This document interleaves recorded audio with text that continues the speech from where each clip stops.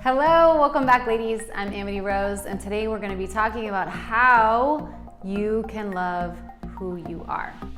The first absolute must is that you have to start spending time with yourself.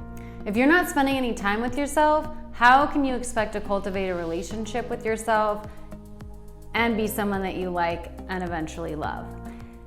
And there's this whole idea like, yeah, you're with yourself all day, but are you lost in thoughts? Are you constantly doing things for yourself or other people? Are you driving? Are you in conversation? All of that is distractions. That's not actually spending time with yourself. I'm talking about undistracted, really quality, present time with yourself. If you don't have a meditation practice, highly recommend it. And there's tons of information that back up how amazing the benefits are to a meditation practice. One of them is you're spending actually quality time with yourself. You're not doing anything other than just being in the moment with yourself, with your thoughts, with your breathing, whatever's coming up, whatever your practice looks like, but you're spending time with yourself. You can also schedule dates or downtime, or I'm gonna check out for 20 minutes and I'm gonna leave everybody over here, I'm gonna go in my room and I'm gonna sit and just be with myself. But an absolute non-negotiable, if you really wanna become someone who loves who they are, is to spend time with yourself, to get to know yourself. Because it's a relationship, and it's a relationship that you have to put effort in, that you have to cultivate, that you have to romance, and that's where love blooms. So if you're not doing any of that, you can't expect to have love show up because you haven't kind of planted any of the seeds or gotten the ground ready for this beautiful garden to bloom. You're just kind of working with dirt and you're like, where's my love? So non-negotiable, start spending time with yourself. Second step, discover really what makes you fantastic. So surprise, surprise, we're all a little bonkers. We're all a little weird, a little dorky, a little nerdy, a little out there, whatever you want to say it. There isn't anyone who's just got it all together and is fantastic. We all have these quirks and these habits and these little things that usually, sometimes, we think are flaws or make us less attractive, when in fact, these things are our greatest gift. Now, mind you, if they're like hurting people and harming people, you might want to clean that up. But I'm talking about like a goofy laugh, or, you smell funny after you work out, or, these things that we might like not love about us is probably the things that people love most about you. So you have to kind of flip the flaws on their head, and they're probably your gifts. And if you don't know some things about you that are kind of unique and fun to you, ask the people close to you. Ask your mom, your dad, your boyfriend, your sister. They're gonna know things about you that you maybe have like a blind spot for because you just operate that way, so you can't see any differently. So they'll give you an opposite perspective and say, hey, you really do this well. For instance, for me, I was on a trip with my sister, and she told me that I have a really special gift to go into really deep conversation with people instantaneously. And it's not something that she has or is comfortable with, and she let me know that. But she pointed out, I just naturally have that. I live and operate in this space that's just kind of more in a deeper realm. So I automatically pull conversation there. And if you look at the content of my videos, we're never talking about anything superficial. It's about this like real juicy inside stuff, because that's what excites me. That's where I live.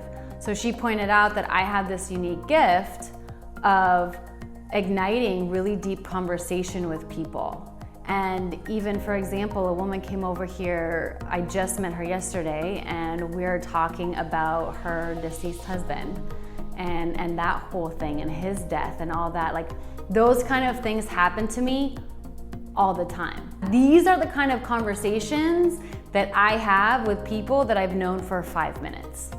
And it turns out that not everybody does that. But because that is my reality, that's where I live, this is normal for me, sometimes it's really helpful to have somebody outside of you point out what your special gifts may be, because you're just so used to living that way that you don't even know that it's actually a special gift. So get in touch with people that you trust and love that can really give you some valuable information about yourself and what your unique gifts are, and then embrace the hell out of them, because they're probably not going anywhere.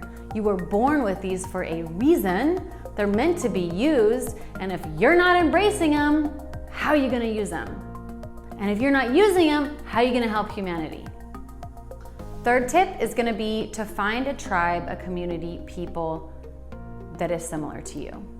So if we rewind a little bit, what's in our DNA is so tied to our survival is being accepted by the people around us, our tribe, that we have this way of being so that we stay accepted by others so that we don't die.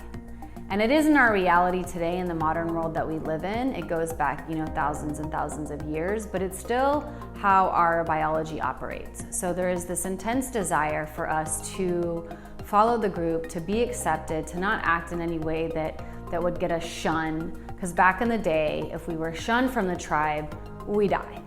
So that's still within ourselves. So there is benefit, and you don't have to meet these people, but if you do some Googling, if you do some online searches, or if you join Facebook groups or follow people on Instagram, find some people, groups, anything, photos, art, anything that just can help you feel a little bit more comfortable about who you are. And that will bring you immense comfort in seeing that there are other tribes out there, whether you meet them personally or talk to them. It's just seeing that you're not alone and that you have a community and that they are there if you ever were to need them. But it will really bring you comfort in seeing that you are not the only one that looks like this, that thinks like that acts like this, that wants to do this. Last tip, super important, do the inner healing work. So, there's probably a lot of reasons why you think you are unlovable, why you can't love yourself. I'm too fat. I'm too ugly. I don't have a man. I am not as accomplished in my career as I should be by this age. Whatever kind of bullshit you have, any and all of these reasons you're using as an excuse not to love yourself for who you are right now. And it's all bullshit. Yeah, they're just excuses, they're just reasons for you to block your own love from yourself. So do the inner healing work to remove those blocks. That's all they are. They're not actually real. You are not unlovable because you're 20 pounds overweight. It's just not true. It's not. It's an idea that you have, that you've latched onto, that you think is true, but it's just not. And you're not unlovable because your bank account isn't whatever amount, or you're not unlovable because you haven't met your soulmate. Whatever the reason, it's not true. I promise, it's not true. But me just telling you that isn't enough. You need to actually do the work, whatever that looks like for you, whatever healing modality speaks to you, calls to you, journaling, seeing a healer, whatever it is, do it, find it, clear that block, because that is always really gonna be there, and it's gonna inhibit you from being able to love yourself because you're gonna believe that it's true. So do whatever the work is. Identify what are the big ones. There might be lots of them, but what are the really big ones? We probably all have about 2 or 3 main ones: money, sex, body, family, relationships. Those are the big ones. So identify what yours are, do the work to clear them, and you'll radically feel a difference, like, oh, hey, this never meant I was unlovable. And then there's more of a clear path between yourself and the love that you're seeking and the love that you are. So those are my 4 tips today, ladies. I hope they bring you immense joy and reconnecting with the love that you are, that you can see more clearly how lovable you are, because you are.